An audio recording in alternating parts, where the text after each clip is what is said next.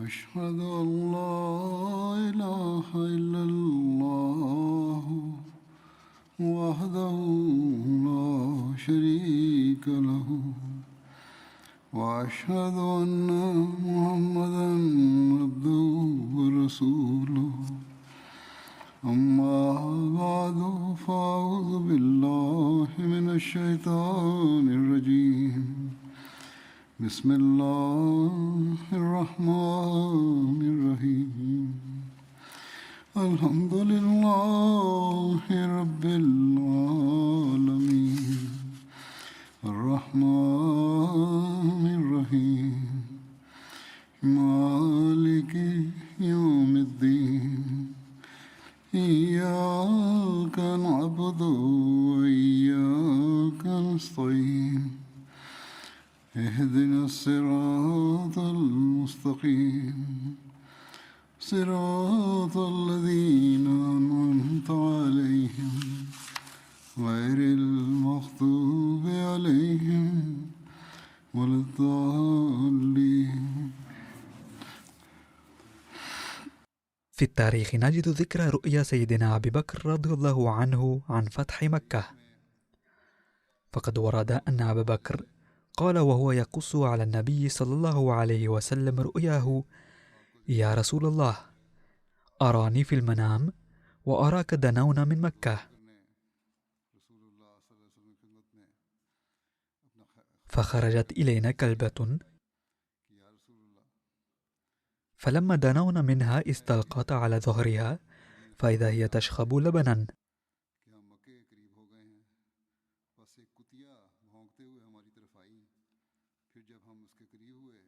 فقال رسول الله صلى الله عليه وسلم: ذهب كلبهم وأقبل درهم، وهم سيأوون بأرحامهم، وإنكم لاقون بعضهم، فإن لقيتم أبا سفيان فلا تقتلوه.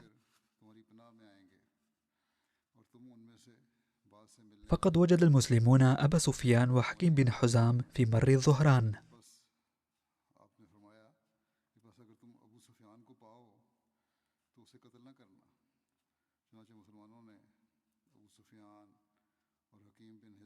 قال ابن عقبة: لما توجه أبو سفيان وحكيم بن حزام ذاهبين، قال العباس: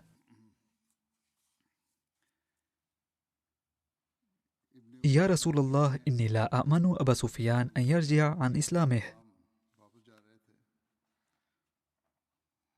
فقد ورد سلفا بالتفصيل كيف كان أبو سفيان قد خضع لطاعة النبي صلى الله عليه وسلم وأقر بأفضلية الإسلام.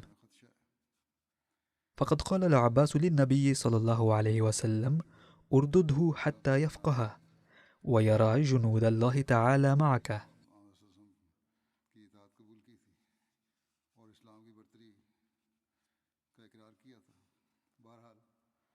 وروى ابن أبي شيبة أن أبو سفيان لما ولى قال أبو بكر: يا رسول الله، لو أمرت بأبي سفيان فحبس على الطريق.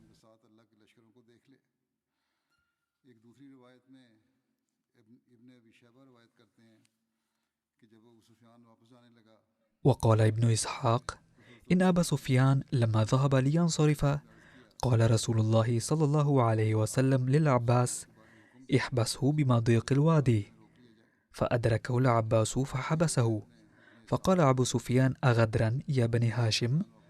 فقال العباس: إن أهل النبوة لا يغدرون.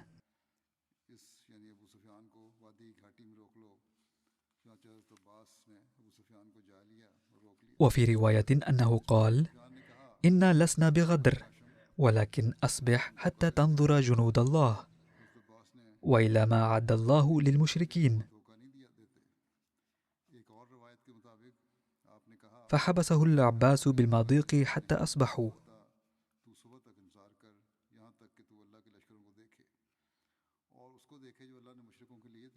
حين مر الجيش الإسلامي أمام أبي سفيان، فعن ذلك ورد في كتاب سبل الهداية والرشاد: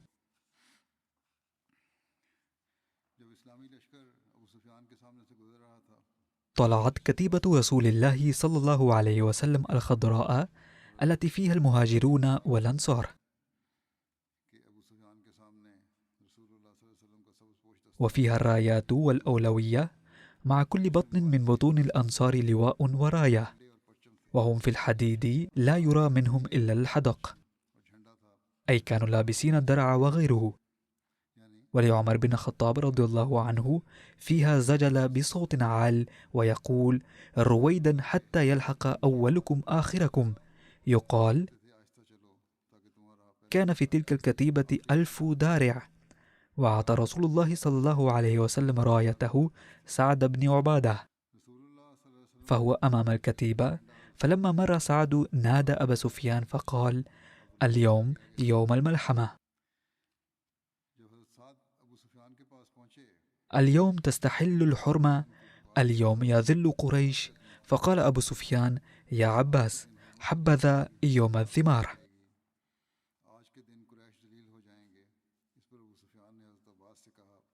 فمرت القبائل وطلع رسول الله صلى الله عليه وسلم وهو على ناقته القصوى بين أبي بكر الصديق رضي الله عنه وأسيد بن حضير وهو يحدثهما. فقال العباس لأبي سفيان: هذا رسول الله صلى الله عليه وسلم.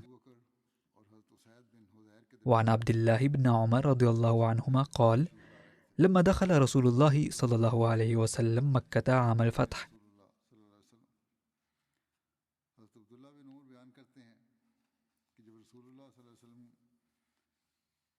رأى النساء يلطمن وجوه الخيل بالخمر، فتبسم إلى أبي بكر فقال: يا أبا بكر، كيف قال حسان؟ فأنشده أبو بكر قول حسان رضي الله عنهما.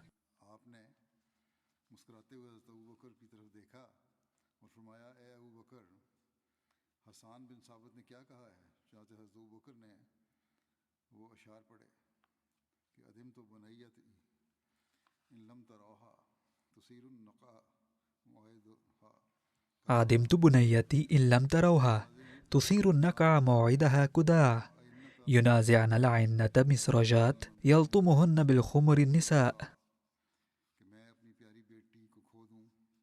فقال رسول الله صلى الله عليه وسلم: أن يدخل المدينة من حيث قال حسان، أي من كداء، وهو اسم آخر لعرفات، وهو طريق جبلي ينزل من خارج مكة إلى داخلها. ومن هذا الطريق دخل النبي صلى الله عليه وسلم مكة يوم فتحها. فحين أعلن النبي صلى الله عليه وسلم الأمن يوم فتح مكة، قال له سيدنا أبو بكر: يا رسول الله، إن أبا سفيان يحب الشرفة. فقال صلى الله عليه وسلم: من دخل دار أبي سفيان فهو آمن.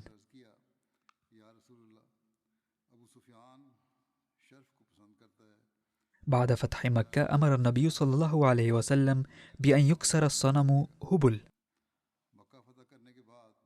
فكسر، فهو صلى الله عليه وسلم واقف عليه.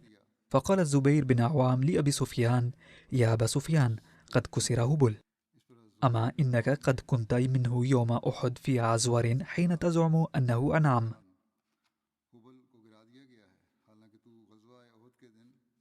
فقال أبو سفيان: دع عنك هذا يا ابن العوام، فقد رأيت أنه لو كان مع إله محمد صلى الله عليه وسلم غيره لكان غير ما كان. ثم جلس رسول الله صلى الله عليه وسلم ناحية الكعبة والناس حوله. وعن أبي هريرة رضي الله عنه قال: كان رسول الله صلى الله عليه وسلم يوم الفتح قاعدا، وأبو بكر قائم على رأس رسول الله صلى الله عليه وسلم بالسيف.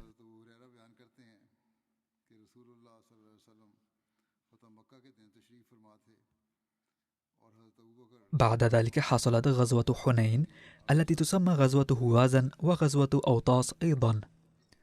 وحنين اسم مضيق بين مكة والطائف على بعد 30 ميلا من مكة. وكانت هذه الغزوة في شوال من العام 8 الهجري بعد فتح مكة.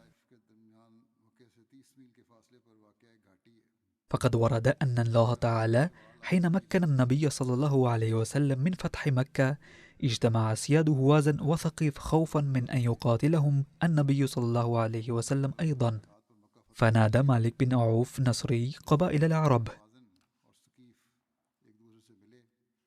حيث اجتمع عنده بنو ثقيف وبنو نصر وبنو جشم وسعد بن بكر وأناس من بني هلال.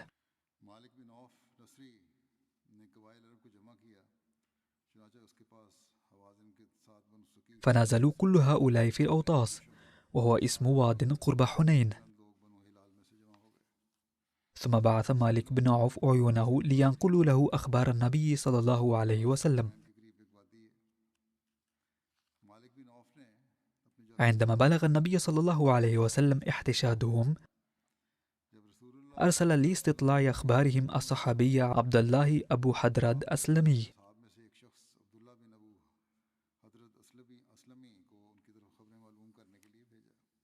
ثم قرر الرسول صلى الله عليه وسلم المسير لقتال بني هوازن، واستعار للقتال السلاح من صفوان بن أمية ونوفل بن الحارث ابن عمه صلى الله عليه وسلم. وخرج صلى الله عليه وسلم بجيش قوامه 12,000 لقتال بني هوازن،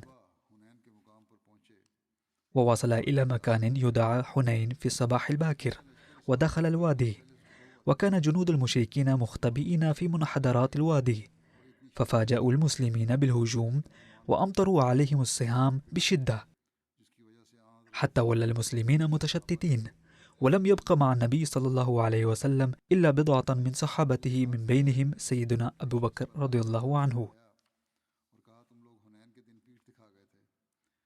وعن أبي إسحاق قال: جاء رجل إلى البراء وقال: أكنتم وليتم يوم حنين؟ فقال: أشهد على نبي الله صلى الله عليه وسلم ما ولاه، ولكنه انطلق أخفاء أي أخفاء العقل من الناس، وحسر أي غير متسلحين، إلى هذا الحي من هوازن،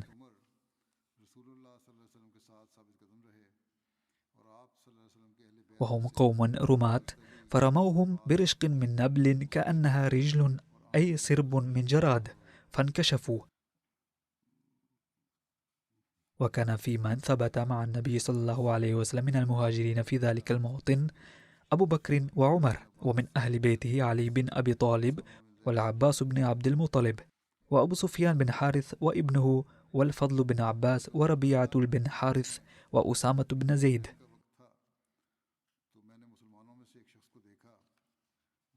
قال أبو قتادة رضي الله عنه: لما كان يوم حنين نظرت إلى رجل من المسلمين يقاتل رجلا من المشركين، وآخر من المشركين يختله من ورائه ليقتله، فأسرعت إلى الذي يختله، فرفع يده ليضربني وأضرب يده فقطعتها، ثم أخذني فضمني ضما شديدا حتى تخوفت، ثم ترك فتحلل أي ضعف، ودفعته ثم قتلته، وانهزم المسلمون وانهزمت معهم، فإذا بعمر بن الخطاب في الناس، فقلت له: ما شأن الناس؟ قال: أمر الله. ثم تراجع الناس إلى رسول الله صلى الله عليه وسلم، فقال رسول الله صلى الله عليه وسلم: من أقام بينة على قتيل قتله فله سلبه. فقمت لألتمس بينة على قتيلي، فلم أرى أحدا يشهد لي،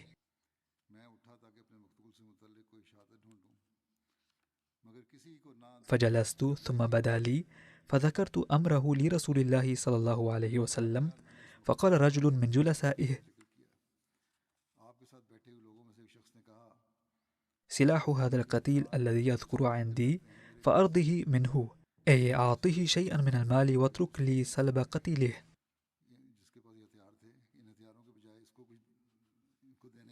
كلا، لا يعطيه أسيبغ أي ضعيفا جبانا من قريش، ويدع أسدا من أسد الله يقاتل عن الله ورسوله صلى الله عليه وسلم.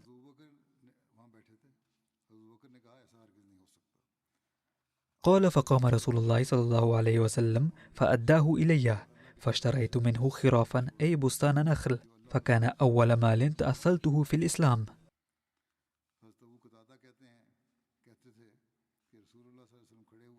قال حضرة المصلح الموعود رضي الله عنه: ورد في التاريخ أن كثيرا من مسلمي مكة حديث العهد بالإيمان انضموا إلى الجيش المسلم في غزوة حنين متباهين بأنهم شجعان، ولكنهم لم يثبتوا في ساحة القتال أمام هجوم بني ثقيف، وفروا حتى لم يبق حول النبي صلى الله عليه وسلم إلا 12 صحابيا. لقد فر وتشتت الجيش المسلم المكون من 10,000 مقاتل، في حين كان جيش الكفار المكون من 3,000 رام يرشقون النبي صلى الله عليه وسلم عن يمينه وشماله من على الجبال. ولكن النبي صلى الله عليه وسلم رفض أن يتأخر وظل يتقدم إلى الكافرين، فأخذ أبو بكر لجام راحلة النبي صلى الله عليه وسلم من شدة شفقته عليه، وقال: يا رسول الله، فداك نفسي، هذا ليس أوان المضي قدما، أرجوك أن تنتظر حتى يجتمع المسلمون. ولكن النبي صلى الله عليه وسلم قال في حماس شديد: اترك لجام راحلتي، ثم تقدم راكضا بغلته وهو يرتجز: أنا النبي لا كذب، أنا ابن عبد المطلب، أي أنا ذلك النبي الموعود الذي وعد الله بعصمته الدائمة، ولست بكذاب، فلا أبالي برماتكم سواء أكانوا 3,000 أو 30,000. ويا أيها المشركون، لا تغتروا برؤية شجاعتي، ولا تظنوني إلها، إنما أنا بشر وابن سيدكم عبد المطلب، أي حفيده. وكان عم النبي صلى الله عليه وسلم العباس جهير الصوت، فأمره النبي صلى الله عليه وسلم أن ينادي بأعلى صوته: يا أصحاب سورة البقرة، أي الذين قد حفظوا سورة البقرة عن ظهر قلب، ويا أصحاب الشجرة، أي الذين بايعوا تحت الشجرة عند الحديبية، إن رسول الله صلى الله عليه وسلم يدعوكم. يقول أحد الصحابة: لما فر مقدمة جيش المسلمين مدبرين نتيجة جبن مسلمي مكة حديث العهد بالإسلام، نفرت رواحلنا، وكلما حاولنا إيقافها اشتدت عدوا إلى الوراء. وبينما نحن في ذلك، إذ سمعنا صوت العباس مدويا في ساحة القتال يقول: يا أصحاب سورة البقرة، يا من بايعوا النبي صلى الله عليه وسلم تحت الشجرة عند الحديبية، إن رسول الله يدعوكم. ولما تناهى هذا الصوت إلى سمعي ظننت أنني لست حيا بل ميت، وأن صوت إسرافيل يدوي في أذني، فجذبت خطام بعيري بشدة لأوقفه، فالتصق رأسه بظهره، ولكنه كان مذعورا جدا، وبمجرد أن أرخيت له الخطام بدأ يدعو إلى الوراء عدوا شديدا، فأخرجت أنا وكثير من أصحابي سيوفنا، فقفز بعضنا من رواحلهم، وقطع بعضنا أعناق إبلنا، وأخذوا يعدون إلى رسول الله صلى الله عليه وسلم. وفي لحظات عاد واحتشد حوله صلى الله عليه وسلم الجيش المكون من 7,000 صحابي الذي كان يعدو إلى مكة بشدة من قبل، فساعدوا بسرعة على الجبال وقتلوا الأعداء، فانقلبت الهزيمة الخطيرة فتحا عظيما. ثم هناك ذكر لغزوة الطائف. والطائف مدينة معروفة على بعد 90 كيلومترا غرب مكة، وهي مدينة جبلية في الحجاز، يكثر بها العنب والفواكه الأخرى. كانت الطائف مسكن بني ثقيف.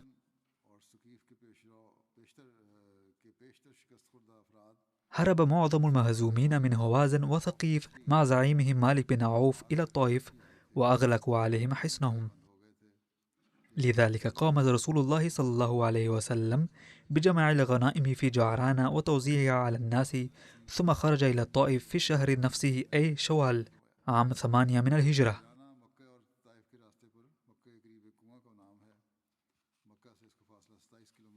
وجعران اسم بئر قرب مكة في الطريق بين مكة والطائف، وكانت على بعد 27 كيلومترا من مكة المكرمة. وتعددت الروايات عن عدد الأيام التي حاصر فيها الطائف، ومنهم من يقول إنه حاصرها لأكثر من 10 ليال، والبعض يقول إنه حاصرها لأكثر من 20 ليلة، وورد في رواية أن الحصار استمر ل20 يوما. وفي رواية حاصر النبي صلى الله عليه وسلم أهل الطائف قرابة 30 ليلة. وقال ابن هشام: قيل أنه صلى الله عليه وسلم حاصرها 17 ليلة. وورد في رواية صحيح المسلم قال أنس: فحاصرناهم 40 ليلة. قال رسول الله صلى الله عليه وسلم لأبي بكر الصديق وهو محاصر ثقيفا: يا أبا بكر، إني رأيت أني أهديت لي قعبة مملوءة زبدا، فنقرها ديك فهراق ما فيها. فقال أبو بكر: ما أظن أن تدرك منهم يومك هذا ما تريد. فقال رسول الله صلى الله عليه وسلم: وأنا لا أرى ذلك. وبعد قليل قال عمر: أفلا أؤذن في الناس بالرحيل؟ قال: بلى. فأذن عمر بالرحيل.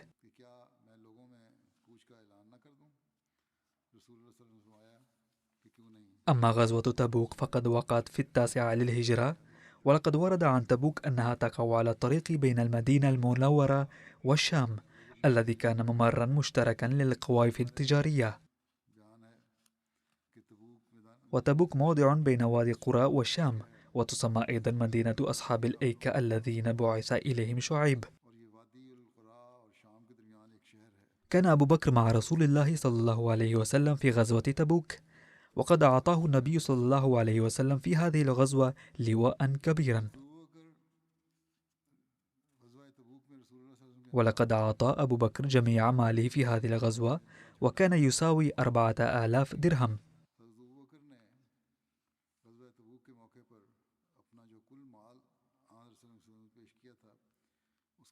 لما أمر النبي صلى الله عليه وسلم صحابته ليستعدوا لغزوة تبوك، بعث إلى مكة وقبائل العرب ليستنفرهم، وحض أهل الغنى على النفقة والحمل في سبيل الله. وأكد عليهم النبي صلى الله عليه وسلم أنها آخر غزواته. وكان أول من جاء بالنفقة أبو بكر الصديق، جاء بجميع ماله 4000 درهم. فقال له رسول الله صلى الله عليه وسلم: هل أبقيت لأهلك شيئا؟ قال: أبقيت لهم الله ورسوله. وجاء عمر بن الخطاب بنصف ماله، فقال له رسول الله صلى الله عليه وسلم: هل أبقيت لأهلك شيئا؟ قال: النصف الثاني. وجاء عبد الرحمن بن عوف ب100 أوقية، وهي تساوي 4000 درهم تقريبا.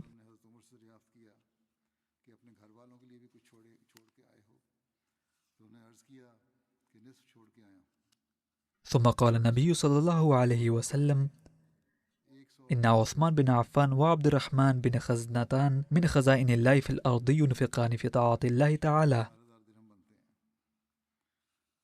وقد أعطيا مالا كثيرا.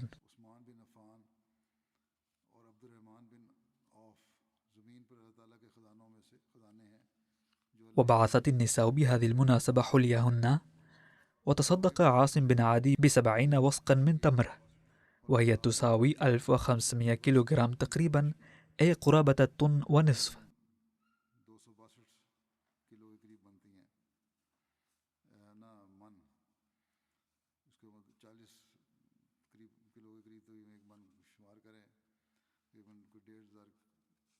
عن زيد بن أسلم عن أبيه قال: سمعت عمر بن الخطاب يقول: أمرنا رسول الله صلى الله عليه وسلم أن نتصدق،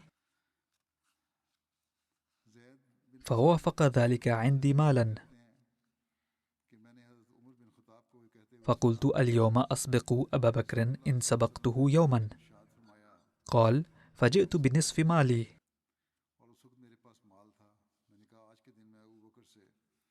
فقال رسول الله صلى الله عليه وسلم: ما أبقيت لأهلك؟ قلت مثله. وأتى أبو بكر بكل ما عنده فقال: يا أبا بكر، ما بقيت لأهلك؟ قال: أبقيت لهم الله ورسوله. قلت: والله لا أسبقه إلى شيء أبدا.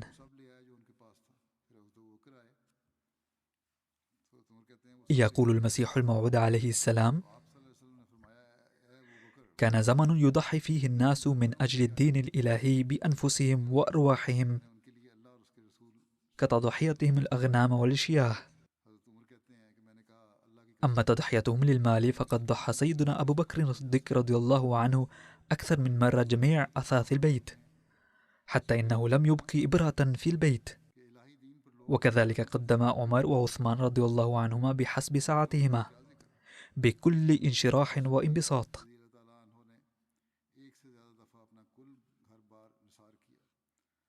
وعلى هذا القياس استعد كل من الصحابة بحسب مراتبهم للتضحية بأنفسهم وأموالهم من أجل الدين الإلهي. بعد ذكر المسيح الموعود مثال هؤلاء الصحابة قال عن المبايعين: وهناك أناس يبايعون ويقرون أنهم سيؤثرون الدين على الدنيا، وعند تقديم المساعدة والنصرة يمسكون بجيوبهم. فهل يمكن أن ينال أحد هدفا دينيا بمثل هذا الحب للدنيا؟ وهل يمكن أن يجدي وجود أمثال هؤلاء نفعا؟ كلا ثم كلا.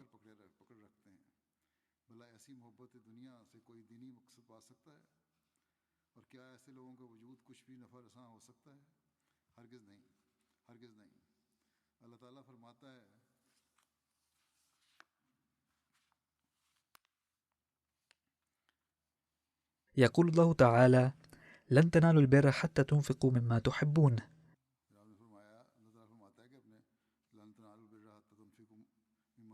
أي لن تكون حسناتكم حسنات حقيقية ما لم تنفقوا المال الذي تحبونه. أبو بكر رضي الله عنه والنبي صلى الله عليه وسلم يدفنان صحابيا.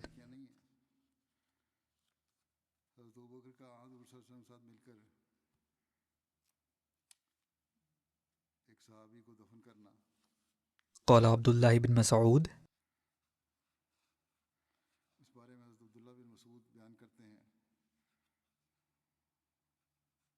كان يحدث قال: قمت من جوف الليل وأنا مع رسول الله صلى الله عليه وسلم في غزوة تبوك. قال: فرأيت شعلة من نار في ناحية العسكر،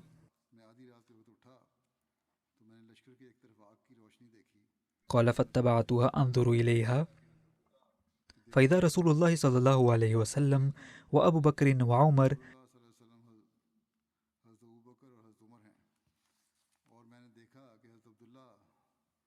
وإذا عبد الله ذو البجادين المزني قد مات، وإذا هم قد حفروا له ورسول الله صلى الله عليه وسلم في حفرته،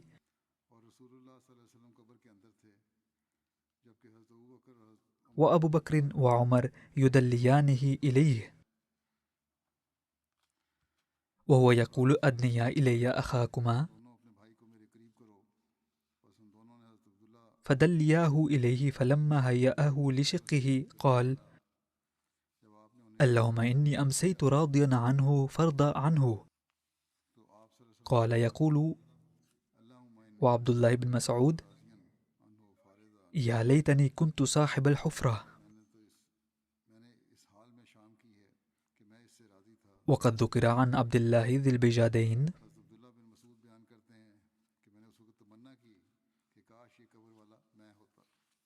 كان عبد الله ذو البجادين من مزينة، مات وأبوه وهو صغير ولم يورثه شيئا،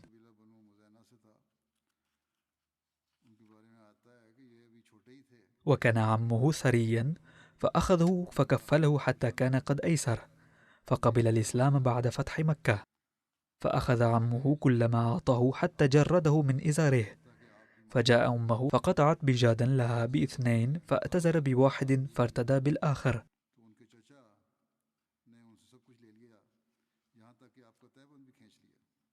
ثم أقبل إلى المدينة فاضطجع في المسجد، ثم صلى مع رسول الله صلى الله عليه وسلم الصبح. وكان رسول الله صلى الله عليه وسلم يتفحص الناس إذا انصرف من الصبح، فنظر إليه فأنكره فقال: من أنت؟ فانتسب له، وفي رواية أنه قال: أنا عبد العزى. فقال صلى الله عليه وسلم: أنت عبد الله ذو البجادين. ثم قال: أنزل مني قريبا. فكان يكون في أضيافه ويعلمه القرآن حتى قرأ قرآنا كثيرا. وكان رجلا صيتا، فكان يقوم في المسجد فيرفع صوته في القراءة،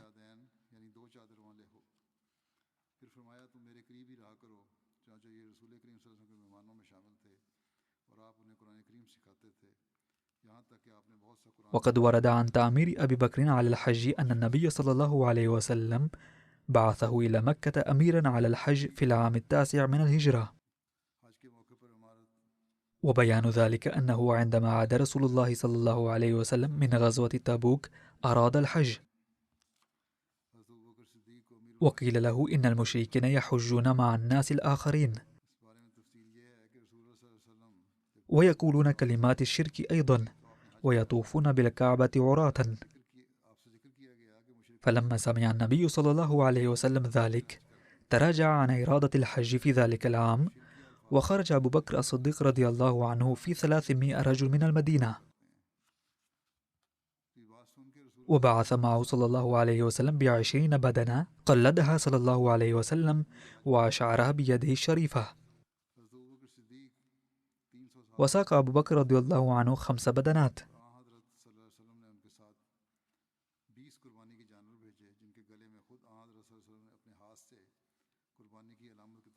وقد ورد في رواية أن عليا أعلن الآيات الأولى من سورة التوبة عند الحج.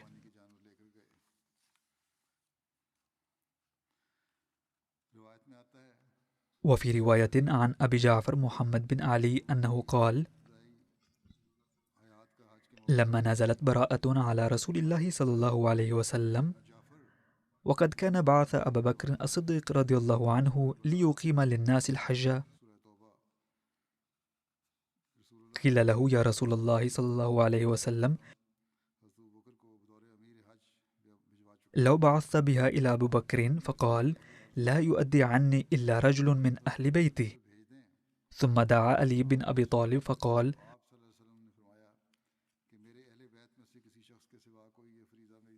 أخرج بهذه القصة من صدر براءة وأذن في الناس يوم النحر إذا اجتمعوا بمنى: ألا إنه لا يدخل الجنة كافر، ولا يحج بعد العام مشرك، ولا يطوف بالبيت إلا من كان له عند رسول الله عهد فهو له إلى مدته. فخرج علي بن أبي طالب على ناقة رسول الله صلى الله عليه وسلم حتى أدرك أبا بكر الصديق رضي الله عنه.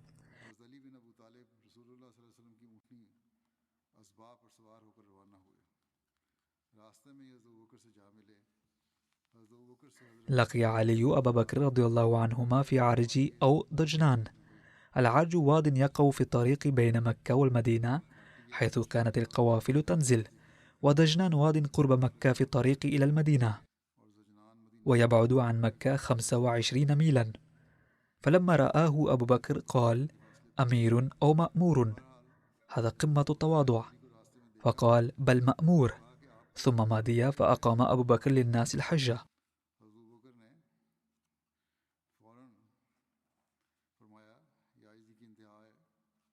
والعرب إذ ذاك في تلك السنة على منازلهم من الحج التي كانوا عليها في الجاهلية، حتى إذا كان يوم النحر قام علي بن أبي طالب فأذن في الناس بالذي أمره به رسول الله صلى الله عليه وسلم، وقال: أيها الناس، ألا إنه لا يدخل الجنة كافر، ولا يحج بعد العام مشرك، ولن يسمح لأحد أن يطوف بالبيت عريان، ومن كان له عند رسول الله عهد فهو له إلى مدته، وللناس مهلة 4 أشهر ليرجع كل قوم إلى مأمنهم أو بلادهم، ثم لا عهد لمشرك ولا ذمة إلا أحد كان له عند رسول الله صلى الله عليه وسلم عهد فهو له إلى مدته،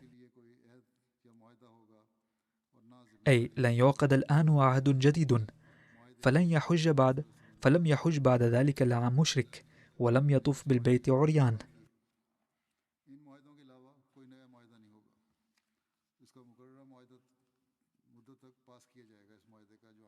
ورد في رواية عن علي رضي الله عنه أن أبا بكر رضي الله عنه أتى عرفة وخطب في الناس، ولما انتهى توجه إلي وقال: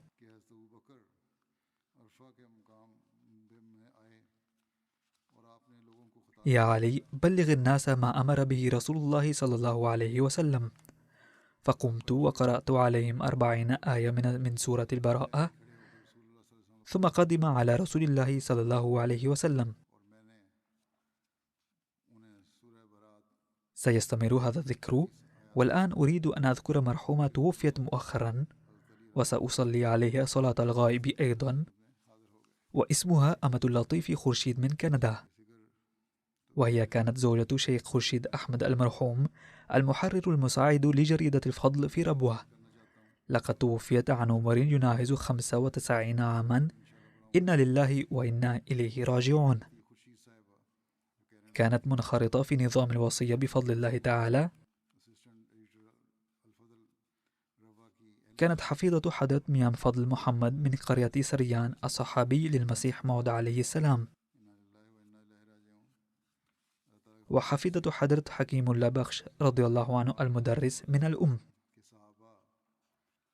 والابنة الكبرى للسيد ميا عبد الرحيم ديانة الدرويش في قاديان، والسيدة آمنة بيغم. تخرجت في الثانوية من مدرسة نصرت بقاديان،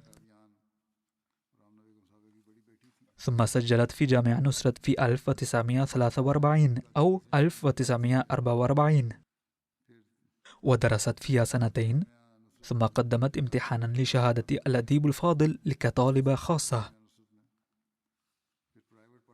تزوجت من شيخ خورشيد أحمد المحرر المساعد لجريدة الفضل كما ذكرت،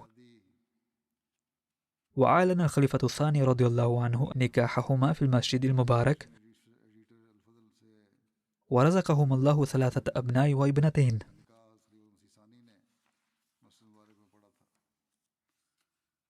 وهي أخت الداعية عبد الباسط شاهد، وهو يعمل في لندن في هذه الأيام، وخدم في أفريقيا لفترة طويلة.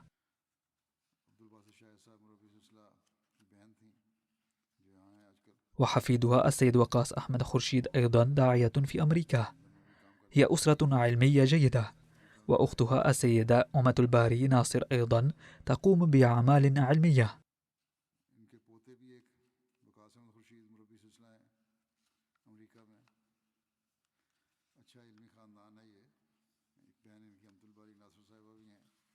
بدأت السيدة أمة اللطيف خدمة الجماعة منذ 13 عاما على مناصب مختلفة في لجنة إماء الله، واستمرت خدماتها ل70 عاما. وفقت للخدمة بحسب توجيهات الخليفة الثاني رضي الله عنه، وتحت إشراف حضرة نصرة جهان بيغم رضي الله عنها، ومع الصالحات. خدمت في قاديان، ثم عندما انقسمت شبه القارة الهندية خدمت بصفتها مسؤولة المهاجرات بأمر من الخليفة الثاني والسيدة أم متين رضي الله عنهما. كذلك خدمت في لجنة إماء الله على مناصب مختلفة، وكسكرتير الإشاعة لفترة طويلة.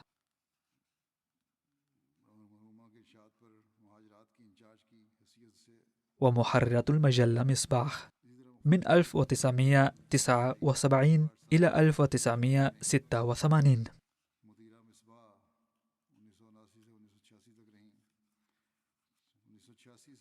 وفي 1986 انتقلت إلى كندا، حيث كانت مشيرة خصوصية في لجنة إماء الله، وساهمت كثيرا في تأليف المجلدات الأربع الأولى لتاريخ لجنة إماء الله، وجمع الكتابين المصابيح والأزهار لذوات الأخمار. وخدمت الجماعة مع السيدة أم متين رضي الله عنها لفترة 41 عاما.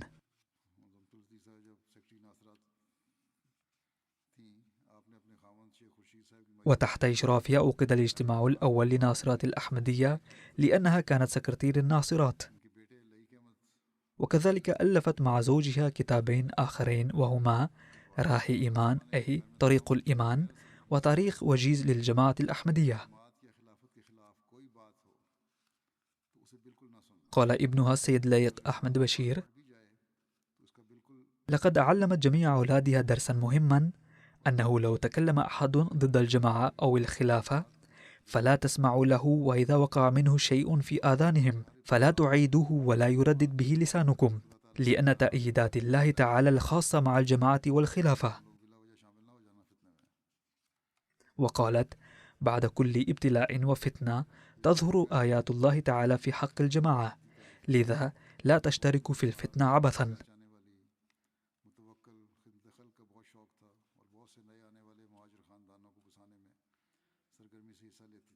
كتب أيضا: كانت المرحومة حافظة لتاريخ الجماعة، ومخلصة للجميع، ومتوكلة ومحبة لخدمة الخلق، وكانت تشترك بنشاط في إقامة المهاجرين الجدد الواردين في كندا. ثم كتب أحد أولادها: كانت أمنا تحب الخلافة للغاية، وتذكرنا دوما لنكتب إلى الخليفة للدعاء،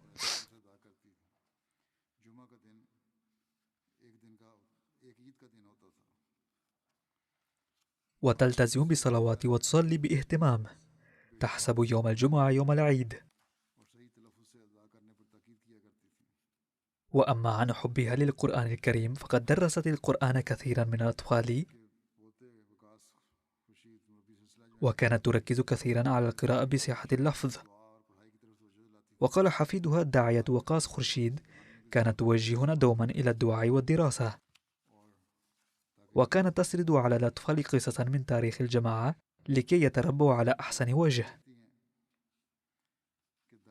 وكتبت إحدى حفيداتها: رزقها الله 9 حفيدات، وهي قامت بتربيتهن وجعلتهن خادمات للجنة إماء الله، وإضافة إلى ذلك كانت ترشد دوما إلى التحلي بالأخلاق والآداب، وكيفية الحجاب الصحيح، والاهتمام بالضيوف، وأهمية تعلم الخياطة وتعلم اللغة الأردية. وكلما كبرنا وتزوجنا وجهتنا إلى أن نهتم بأزواجنا وجميع أهل بيته، وكانت تفرح جدا حين كنا نخبرها أننا قضينا وقتنا في أهل أزواجنا.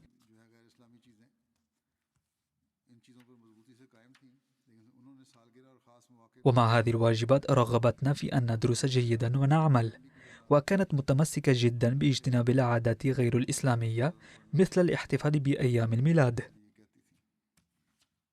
ولكنها جعلت أيام الميلاد والمناسبات الخاصة جديرة بالذكر، لأنها كانت تدعو إلى أن نجتمع ونقرأ أنشودة الحمد والثناء لله بالجماعة، ونقوم بالأدعية جماعة.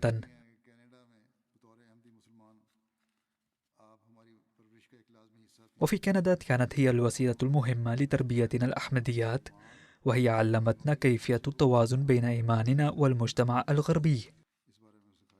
هذا هو واجب الأمهات والكبار في الأسرة، وهو ضروري لتربية الجيل الجديد، إذ لا بد من تعليم الجيل الجديد الدين وتوجيههم إلى دمج أنفسهم في هذا المجتمع من دون أي شعور بالنقص. رحمها الله تعالى وغفر لها، ورفع درجاتها، ووفق أولادها ونسلها لمواصلة.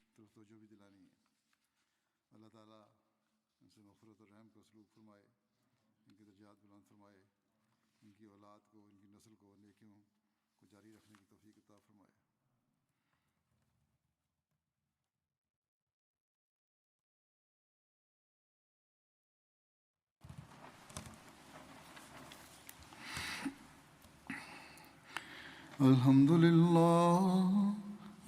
لله نحمده ونستعينه ونستغفره ونؤمن به ونتوكل عليه ونعوذ بالله من شرور أنفسنا ومن سيئات أعمالنا. من يهده الله فلا مضل له ومن يضلله فلا هادي له، ونشهد أن لا إله إلا الله ونشهد أن محمدا عبده ورسوله. عباد الله رحمكم الله، إن الله يأمر بالعدل والإحسان وإيتاء ذي القربى وينهى عن الفحشاء والمنكر والبغي يعظكم لعلكم تذكرون. اذكروا الله يذكركم وادعوه يستجب لكم ولذكر الله أكبر